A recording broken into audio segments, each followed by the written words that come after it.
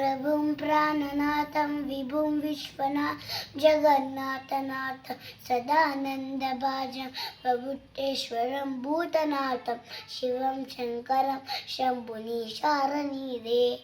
नाकलोकैक एक आल्वदे बान्धवं कंद कंद दंडपाणि वीरभद्रकेशवं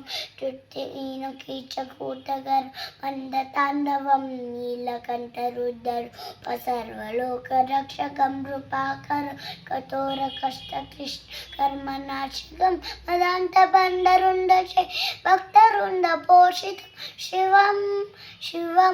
ब्रह्ममुराजितुराजितलिङ्गं निर्मदवातितशोभितलिङ्गं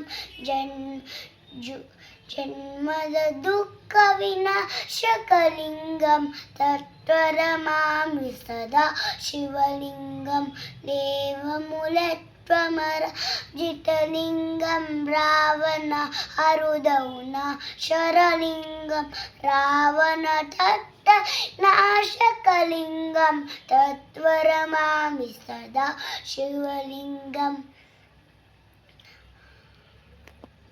ನೀರು ಶಿವ ನೀರು ಶಿವ ಬಾಗುವುದು ನನ್ನ ಕಾಯ